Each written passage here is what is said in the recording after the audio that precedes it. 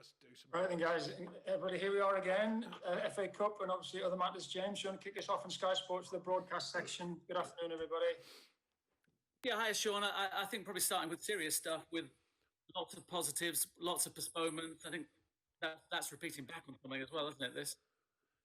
Yeah, I mean, yeah, it's... Hang on. Go on. Oh, sorry, I've got you. It's coming back on you. Yeah, sorry. Is that gone? Has it stayed? I think we're all right now. It's all right at my end. Alex, we've got a bit of feedback here, mate. It's always Alex. No, it's fine here. Me? Try again, Jeff.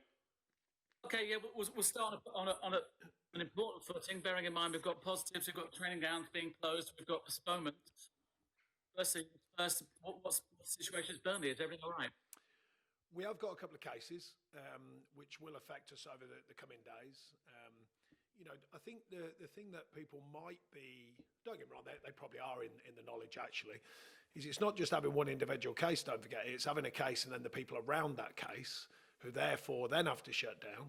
Then the knock-on effect of that is when a game comes around, they might not have trained for 7 to 10 days without any symptoms. So, excuse me, it's a tough challenge for all. Certainly, it would affect us with the injuries as well. We haven't had too many cases, but we have had them, and we've got some at the moment. So we're having to be wise. We're having to repod the players, push the rules as hard as we can, on a common sense basis to stop any future trouble, of course. And I imagine there's a not knowing because you're trying to do things and trying to work out who they've been in contact with in amongst your playing staff and your staff. Well, exactly. And the worry for us across the sport, I'm sure, not just us, but I can only give you my take on it, is the knock-on effect. So every time if you lock down sort of 5 or 6 players waiting for the next retest, then they get retested, that's still not enough because of the window they say that you can carry it. So then you have to wait for a second retest. By the time the second retest comes around, they haven't trained. Well, if that happens 3 or 4 times over 3 or 4 weeks, by the time the next game comes around, let's imagine in 3 weeks' time, you might be putting out a team who's only trained a handful of days in 3 weeks, and that then affects the competitive element of the league and the sport in general. So I think for me, look, it's a view. I'm not saying it's the view, but it's my view. I think vaccination is the way forward throughout football. I can only talk for the Premier League because I'm in the Premier League, but I think it'd be good for football. The reason for that, by the way, before, I appreciate some people would be surprised by that comment, but if you allow me the chance, if you think about it rationally, we're all going to get vaccinated. Everyone wanted football back, including ourselves, of course. Or not everyone, a lot of people wanted football back. We went through all the welfare of football back through a screen for a lot of football fans and sports fans. The cash it generates through tax, the well-being of what the players do many times, and it's been seen. The obvious, most high-profile one is Marcus Rashford and what he achieved. There's a lot of good come through football. So I think if you think of the idea of the amount of vaccinations across the country, the amount that would be needed in football, but the biggest thing for me is the balance. And the balance would be, and this is only theoretical, by the way, it's just a view, the amount of money being spent on testing in the Premier League, I can't speak for the other divisions, if that money was therefore channeled back into the NHS and into the vaccination system, surely that's a better place to be than it is just continuing testing a load of footballers 2, 3, 4 times a week. So in lieu of the cost of vaccinations is my point. It's there to be looked at, it's there to be viewed. I appreciate there'll be some people who say, why should footballers get vaccinated, etc., etc. But if the payback to the system is in advance, well in advance, I imagine it would be, then, for argument's sake, if there's 20 Premier League clubs and there's 100 tests a club, 100 vaccinations, a club, let's say, I would imagine the payback to the system, the NHS and the vaccination system financially would be considerable in lieu of then, I'm no scientist, but I'm told if you've been vaccinated, you don't need to keep testing. So therefore, if the testing diminishes, that money could be used for a much better cause, in my opinion. And therefore, football stays a competitive industry rather than what might end up being a skewed industry because of players missing from games. And I just think it's a commonsensical view. I appreciate there'll be people who disagree with me probably wholeheartedly. But I just think the balance of of getting some vaccinations quicker throughout football, the payback would be enormous in comparison, whether it's financial or the push in finance to go into the system and therefore help encourage more people to be trained or whatever's needed to get the vaccination out there quicker for the greater good of the country. You've clearly thought about it a lot, and you kind of recognise the counter-argument here is that people will talk about the vulnerable, they'll talk about the healthcare workers being more of a priority. No, let me make it clear. I'm well aware there's people way in front of football. What I'm saying is if the finance that's in, just on a logical view, if the money that's being put into testing in football, I've been told is a lot, by the way, a lot of money. Therefore, the vaccination is, I imagine, I don't know, but very, very low cost in comparison to the testing. What I'm saying is that money could therefore, imaginary, obviously I don't know what the logistical nightmare it must be, but could therefore be put back into the system to encourage the people who are on the front line to get more vaccinations, to actually, add into the process of getting the people who are really vulnerable, especially the NHS, who have done marvellous through this whole situation. I think we've all become fans of that, and probably we should have all been fans of the NHS, by the way.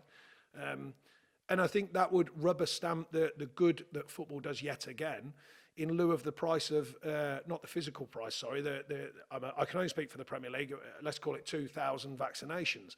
I'm not remotely suggesting that should be put in front of the welfare of the people who are very vulnerable. Of course, I'm not including the NHS workers as mentioned, including the elderly. Of course, I'm not mentioning that. What I'm saying is there a timeline where it can fast track to that period? Because logically, it would be more good putting the funding that is put into testing into the system, I feel, to encourage more vaccinations or more chance of vaccination or more speed in the vaccination programme. That money could be used more wisely, I would suggest, to get it out there quicker to the vulnerable and beyond, so that the country gets better quicker, in theory. I don't know the science, by the way. I'm just giving a view as I see it. But in the meantime, I guess you'd welcome further testing in the EFL, bearing in mind you're playing a team this weekend from the EFL who haven't had the same testing as you've kind of enjoyed over the last 6-7 months. No, but I think the thing with testing is, I must say, I can only mention the Premier League. I don't know all the guidelines for the EFL and what they're trying to achieve there. The Premier League guidelines have been excellent. I think we've tried to adhere by them. We are distanced. We're training pods. We are packed lunches. We've gone back to almost square one where we were when we restarted in March. So we're trying to work with them guidelines. We're trying to do the best we can. The point is that we're still getting positives because, as everyone knows, it's growing, it's spreading. More testing probably as well plays its part. The fact that more tests are showing up as positive. The EFL are having their challenges. I only know a few of the stories, but teams talking about putting out, all kinds of sides because of the COVID situation.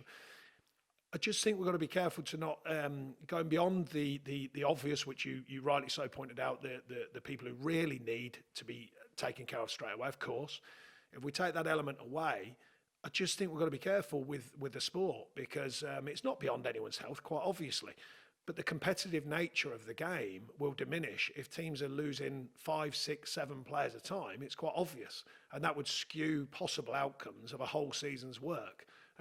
But I must reiterate, because it's important you brought it up, I'm not remotely trying to step in front of the key workers, the essential people who need vaccination. Let me be really clear about that. I'm just suggesting if there is a window to fast track through football to get it back to being fully competitive on an even playing field, in theory, very few cases, or hopefully the vaccination would suggest no cases, therefore, moving forwards. I just think you'd keep football on the TV, you'd keep it in a really tough period again, where we're all locking down again. I just think people wanted it in the first place. The Premier League and all the EFL clubs have done great to get it back out there. I just think we're going into that dangerous moment of how many games need to be called off before it's time to lock down again. And it's no one's fault, by the way, of course. I'm just trying to think logically of a possible, by the way, thought process to find a way through it. Have you got any concerns about this weekend's game or the game against Manchester United, for example? Well, we're certainly looking at this week's game. We're affected already. We've got to look at that effect on the knock-on, as I suggested, to do the right things with the people who are around that player at any given time. The retesting schedule, of course, and we add in tests, of course, but there still are protocols that we have to follow. It's probable that it affects the next 2 games. We get retested again on Friday. after just having a retest on Tuesday. So we're going to have to see what the next round brings. But it is probable that it will have an effect on us. And in terms of injuries, any brighter news there? Well, Corky steps in again to add to his training sort of recovery. He's played a couple of games now. We're unfortunate we had to cancel a game on Tuesday, actually, because of what we're talking about. A reserve game, obviously. So he's making progress. Charlie Taylor's making progress. Dwight McNeil's making progress. They're on the grass actively, but with the sports science team, not with us training. But they're making good progress, as is Jay Rodriguez. Matej Vidra's been training with us, so he's back and available at the moment. So we are beginning to show signs once again. Don't want to say too much, but once again, we're showing signs of getting people back fit again. I got to say, when I thought about talking to you today, I thought we'd all be happy about a takeover. It's going to be overshadowed by COVID, but I mean, clearly the chairman, the new owner, spoke about what we had with you. He thought it went well. Yeah, well, I mean, just to finish the COVID thing, I don't think it's overshadowed. I just think it's a very serious topic. We all know that, and it's a big topic in football at the moment and in life, obviously. I'm trying to share a view on my life in football rather than my life with my family. Behind that, the screen's gone there. Behind that, the idea with the new owners, I met with them on a Zoom call. Obviously, they're being careful as well and being tested and repeat tested, etc. We had a good chat on a Zoom call, very open, honest discussion and debate on what we think is appropriate. I don't think there's too many things that are beyond the norms of the right running of the club. I don't get the impression that it's just going to be throw money everywhere, although I think there will be some finance to possibly use going forwards. I think the idea is, the impression I get, and it's a strong impression, is to build on the good work that's been done, to continue the building process, and not try and cheat the system by throwing money at it everywhere. But we'll see what finance comes available. There was no agreement on that. It was more about the welfare of the club, what it is. They're learning about what the club is. They're learning about what the area is. Very tough at the minute for them, to be fair, with what's going on. But yeah, so it was a very open, honest debate on what we think the club is now and what the idea is to move it forwards. I'm just wondering whether, with COVID and everything that's going on, whether the market is even tougher than it's ever been anyway. Well, we'll see. I mean, as you're rightly suggesting, or at the beginning, what we were talking about, forgetting about the ins and outs of vaccination and testing, there are teams being heavily affected. That means that the market might skew. We don't know who'd be available. And I mean, it could be as far as, is someone tested, positive right when they're getting a move? I don't even know how the physicality of that moment is. Physically, you've got to remember, if you were spending good money on a player, they've got to have a medical. It's very difficult, in my experience, to do a medical without some kind of hands-on moment in time. I don't know what their idea of that would be, but we come through the last window, but obviously the numbers weren't as big then, so we'll have to wait and see on that, what the protocols are and what the guidelines are for if that extreme moment does occur. But with a fair wind, do you think maybe a couple of bodies in? Is that what you're kind of looking at? No, I don't think it's with a fair wind. I think nothing's changed on my words from before the window and before the takeover, is that January is a very, very tough window. Not many want to lose their players. The odd time you get someone in a club that might be ready to, lose a player or sell a player, whichever way you look at it. Not many in my experience. It's always a tough window, whether you've got money or not. I think it's a tough window. So we will wait and see. There's a couple of things we've talked about and possible options, so we will wait and see. But I'm not banking on it. I'm just maybe looking at it, I think, is a better way of putting it. Doing all our homework, being diligent, and seeing if the moment can arise when we can do something. But on the other side of things, keeping hold of what you've got as well in terms of numbers, because you've not got a great deal of numbers. You're not going to be welcoming people coming to your players, are you? No, that's very important. We have got stronger with that down the years, and we were strong in the last window with making sure that key players stayed here. If it arises again, then we'd look to be strong again. I certainly don't think that'll change. We want to be trying to build, and if you're trying to build, you want your best players and the players that historically and statistically are very strong players for us. You want them in your building. I think we ask you this every year, where the FA Cup lies in your priority list, and I think you probably say the same thing. It's again, you'd like to win, but there are other things to try. Well, the problem is I've been here 8 years, so it is the same story. And you ask me, and I tell you where it lives, and I tell you my joy of my time now. I tell you that it still has its place. I tell you it's not as rewarding financially to the club as the Premier League. It's a logical view. It doesn't take away my emotion towards winning a game or the FA Cup. Of course it doesn't, but it's just a factual, logical view. So I've always tried to share the honest view of it. It still counts. It just doesn't count in the sense of the running of the football club, but it still counts emotionally with what the FA Cup is and what it stands for. But I guess it also allows you a chance to build on some momentum as well, doesn't it? Yeah, we're in good shape that sense. We were very disappointed. The reasons are valid, obviously, but we're very disappointed to lose the Fulham game because we're in good shape and delivering good performances and good points return. Cup does offer something different, but it's still another game that we want to win. And then pretty lively schedule after that. Actually, it is one of them. Ironically, the other thing I suppose we didn't mention about the COVID situation is there's a lot of noise made, rightly so sometimes, about the health and well-being of players and the too many games.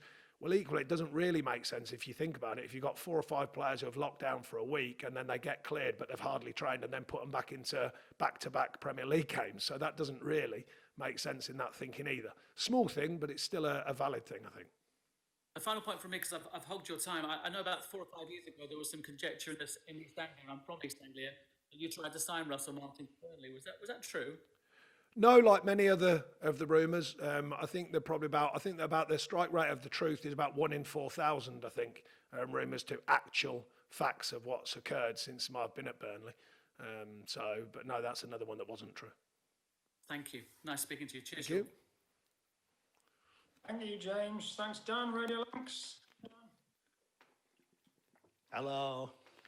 Hello, Beardy. Just on the COVID scenario, Sean, If you turn sideways, you actually do look like John Merrick's head, actually. Look, turn sideways so everyone on the camera can see. It's just amazing the depth of the back of your head. I know it's mostly hair, but it still actually over does. here to go up and down with the fader so that we don't get the feedback coming through. Oh, okay. Look, see. Oh, look at that. See, when he turns sideways there, look at that. I'm telling you, that is some melon, Beardy. Anyway, sorry if this is live. Sorry for everyone. Just thought I'd throw that in. We've Keeping it real. I was going to ask a COVID question, actually. Specifically with the FA Cup, are you clear on the rules with the COVID positives? Because there are some teams who are playing with their under-23s and under-18s because their first team are self-isolating. There are some games that are going ahead, and there are some that are as yet unclear. Do you know what the implications of positive tests are potentially for this FA Cup tie? I don't know all the minutiae of it. I know the general rule of thumb. I think it's getting 14 players out there to be active, or that's what I was told, and take on the game. We'd like to fulfil that, that's for sure. At this stage, I think we will be fulfilling that. It might not be the 14 that you're always expecting to see, but I think we can go beyond 14. Certainly today, I can only answer, with the group that I've worked with today. I will certainly prefer fulfilling the right team to go and take on the task of beating MK Dons as I sit here now, giving you that information. I guess the last thing you would want with the schedule you've got is for a game to be moved or rescheduled or postponed or whatever the protocols will be. Well, the next run of games is busy anyway, so I think whatever happens, if it has to happen, it has to happen. If it gets changed, it gets changed. I've always said whatever the fixture list throws up, we get on with it. We still do. I've never changed my mindset on that. When we came out of lockdown in March, we got on with I think it was 9 games in something like 6. I think it was around 6 weeks. We got on with that period. There is another period, not quite that, but a very busy period coming up. If games get, shelved and they have to be moved, that's the way it is. And we certainly can't, as it was mentioned earlier, I'm certainly not putting football in front of the health of a nation, that's for sure. So we'll just have to, deal with everything as it comes. In terms of the squad, did earlier in the season in the League Cup, when you were really short of numbers and under-23s players came in and did really well in those games, Sheffield United, Millwall, are you in a stronger position with that age group of players now, that they are able to step in to a game against a team in a cup competition like you did in the League Cup? Well, what it is, they've had more experience of training with us as a group. They've had more experience, particularly if you look at Benno, Josh Benson, because he's physically been on the pitch more. And I think they've been around it more. They've been around the group more. They've been on the bench. They've been getting on the field. So I think they move forward in that respect. A bit more experience, a bit more of that thing that comes with playing first team games. Just that inner belief, and that's just that tiny touch of arrogance that you need to make sure you've got the belief in yourself to go out and perform. I think that grows in a way that when you are there performing and you are playing, high level football matches, I think it just grows. So I think we're slightly better off in that respect. And some of the younger players have been training with us on a constant basis as well, and I think that's good for their development. Because you've had to use them, haven't you, at times? There've been no alternative with the number that you've had listed. Has it been kind of necessity's the mother of invention? Yeah, well, I think sometimes by default rather than design, but that's not such a bad thing. That still gives them the opportunity, and it's still, you do get surprise packages come out of them situations sometimes when, we trust and believe in all the players here, and now and again the ones who you think might not be able to do it do, and the ones that you think would probably be comfortable find it tough, and they're the surprises you sometimes get. With our group, I don't think there's been major surprises in the sense that I think we believe in the players that have mainly been around us. You look at Josh Benson, you look at Bobby Thomas, you look at, obviously Dunny's a bit more in advance of them, Gleno and people like this. Joel's got a little kind of cameo here and there, got on the bench and things like that. So, there's a few good signs from them players and more around that. So, but they are signs that, that you're not got a full career because you have one or two games on the bench, but it's fair to say that I think they're growing, I think they're maturing, and they're beginning to believe more. And belief in football is a massive, massive weapon to have in your locker. Just on the takeover situation, you've already been pretty clear that you don't expect to be signing rafts of players, if any, in this transfer window, and that things haven't massively changed. Supporters, understandably, will be excited about a new era and a new start. The chairman's come out and talked about you being integral to his plans and how he's had really encouraging conversations with you. Do you think that supporters are kind of entitled to be excited about the idea of you being able to go forward with a new backer and a new ownership at the club? Well, just to be clear, I think it's important to remind yourself my words. Not massively changed doesn't suggest it won't do in the future. I'm saying at this moment in time, I've got to be, just to be clear on that, we've had one chat on a Zoom call. I mean, that, it's not going to change the whole way that Burnley Football Club looks at itself or they look at it as a concern. So I'm saying it's not massive change at the moment. It's hard to instigate big change. The obvious change people talk about is finance. Are we going to spend money? Are we going to put money in? Are we going to sign players? I'm just trying to bring balance to it. Whether you got money or not got money, January is a tough window anyway, on that level. The idea of massive changes in the future, well, let's wait and see, including myself. The idea of speaking to me being here long term, I've got 18 months to go on my contract, very early in the new ownership to even worry about that, so I'm not, and I'm sure they're not. They're looking at the instant moment in time, which is the playing squad, making sure we look after the players that we want to keep, making sure that we're aligning the next level of player that we can bring in, etc., etc. And beyond that, of course, there will be discussions on the bigger picture of the football club and how that moves forward. But they're not naive. They know the immediacy is the next window, what the team's actively doing at this stage. And even the consideration of COVID, it's a worldwide thing. They know about that as well and how that could affect our squad. So, yeah, there's a lot in the melting pot at the moment. And I know game-wise, you've got your analysts and you yourself do lots of work looking at the opponents and how you're going to approach a game. There'll be lots of talk about teams playing each other from different levels in the FA Cup this weekend. Practically, how big is the difference? How big is the gulf between the Premier League and the lower divisions of the Football League as you're going to face this weekend? Well, I think it's got bigger over the years, but that doesn't stop the results from happening. It doesn't stop the magic of the cup, as everyone used to call it. Well, they still do call it. It doesn't stop them things from happening. The mindset of any given day, the right performance from yourselves, a soft performance and the other team play well, all them things can factor in. So I think the Premier League has shifted again over the last, we've been in it, 6 out of the last 7 years. I think it shifted over certainly the last 3 to 4 years. I think it shifted again. And it just keeps creeping away from the other divisions. But mainly, let's have it right, that's mainly due to finance. The Championship has found itself in a tough spell the last couple of seasons with financial fair play and the balance of finance in that division. So therefore, teams have often got younger and trying to promote younger players, which is actually good for the game, but it sometimes is not good for the fact that the gap between the Premier League and the other division does grow a little bit. But it's happened, I wouldn't say year on year, but I think there's spells when it just creeps again, and I think it has crept forward over the last 2, 3, maybe 4 years.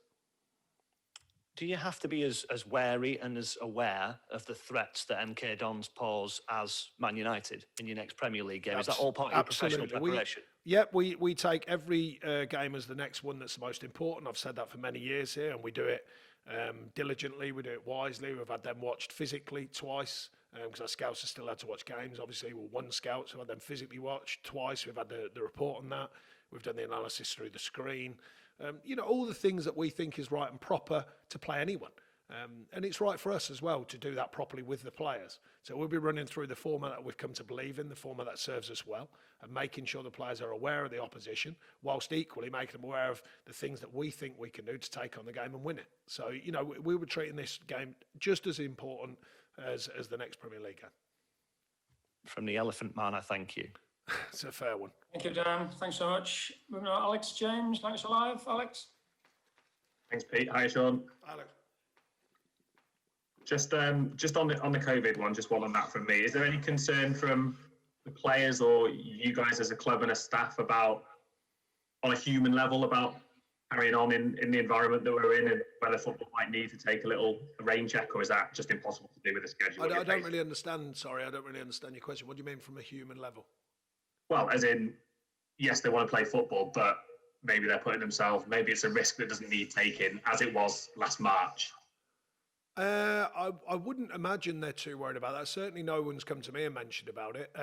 They'd obviously have a view of the greater good of the country and the world. Everyone does have a view on that. But the professional side of things, the protocols that have been put in place, the testing program that's put in place, I think they're well aware. I think all of the country should at this stage be well aware after months of hearing the messages and the months of trying to do the right thing. There's been a few slip-ups in football, but I can assure you, for every big story about a slip-up in football for a player or whatever, there's lots out there in normal life of them slip-ups as well. It just gets put in the papers more because they're footballers. And I think there is a human moment when that can happen, unfortunately. But beyond that, I think all of our players are trying to do the right thing, look after themselves, use the basic principles. All of the safeguards at the training ground, as I suggested, have been enhanced once again. We've gone back into pods rather than sharing change or small pods in smaller changing rooms, bigger changing rooms, rather than having lots of bodies in a changing room. Our staff meetings are now in the analytics room, which is big enough for 60 people, and there's like 7 of us in there. So we are trying to do everything we can to play our part, I can assure you. And that's all we can ask of the players. When they go out of this building, they're their own people. They'll make decisions, rightly or wrongly, they will make decisions, but they've certainly got the information to hand. And just on the takeover, when you chatted with Alan, how did you view him as a person? How did you feel that conversation went? Was it sort of both parties on similar pages in what you see as the future for Burnley on and off the pitch? Yeah, I mean, as a person, I don't know yet. I've met him through a Zoom screen. So I'm not saying there's anything wrong with that, but it's not the perfect moment of meeting someone, I wouldn't suggest. But he seems an affable fella. He seems open-minded. He seems like he wants us to be given the freedom to work and operate, while still understanding that the club is, I don't think their idea of is rip it up and start again. I think their idea is to really get their teeth into what's here and then how many different ways they can move it forward, both on and off the pitch. I think that's their view and that's their thinking, while still understanding or beginning and learning to understand the fabric of the club and the kind of feel of the area and the people. I think, they are moving into the area, and really getting into what the club is. So we'll see over time about personal relationships, and professional relationships for that matter. But they grow over time. They're not through a Zoom screen at an instant basis, I can assure you. Yeah, I guess that goes back to what you were saying then, that nothing's going to change instantly you're not suddenly going to go out and spend loads of money, and you're not suddenly going to rip up what's been really successful for you so far. There's in-house changes very quickly. Viewpoints are shared, the open environment that they want us to work with, the open exchange of information. They're things that have already just begun to show themselves. But the obvious changes to the outside world is usually, let's face it, is money getting put in? Are we signing players? Are we building stands? Are we doing whatever? That's the outside view. That's the obvious outside view because it's a physical moment. But there's plenty of dialogue between us, not just me and Alan, obviously, the people involved in purchasing the club, also the other members around the club, the key members. whether it be Mike Rigg, whether it be Neil Hart, whether it be Matt Williams. You know, there's a lot of people involved in this starting process of working each other out, working what the club is and working what they want from it going forward. And last one from me, just on the injuries, you mentioned a few players back out on the grass. I don't think you mentioned Johan. Have any of those got a chance for Saturday or Tuesday, or do you think it's a bit long? Once again, you are correct. We've had that many injuries. I do tend to miss one or two off at times. Johan's made good progress. Johan's been, no, thank you. I should bring a pad, actually. Johan's making really good progress. He has been training. As I said to you, it wasn't that he was injured. We just felt that he needed to get back to that. It's hard to explain, but when you're just training and playing naturally, you're not overthinking anything, you're not overthinking certainly your body, you're just going out and training. He looks a lot better with that. He has had a couple of reserve games, and he's certainly in contention in our thinking at the moment. The rest of them, it's unlikely then, likes of Corky, Dwight, for Saturday or Tuesday. I think it might be a little bit longer just to give them that extra time. No, Corky's in and around the group.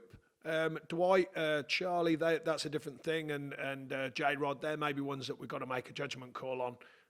But no, Dwight, Corky's definitely in and around the thinking, as is Vids, who's just come back, as is Johan. Great. Thanks, Sean. All the best for the weekend. Thank you. Good beardy. That's lastly for this section, Phil Medley-Cott at PA. Now you've got a question? Oh, no, that's fine. That was addressed then. I was just going to check. Okay. Excellent, Phil. I like that. Well said. Well done, all. Thanks for that. That's it. Ends the broadcast section. We'll just get the written. Thanks, everybody. Daz, just bring them in. Whoa, hang on. It's a shame. I've just found out. Someone's just tipped me off. Oh, missed it.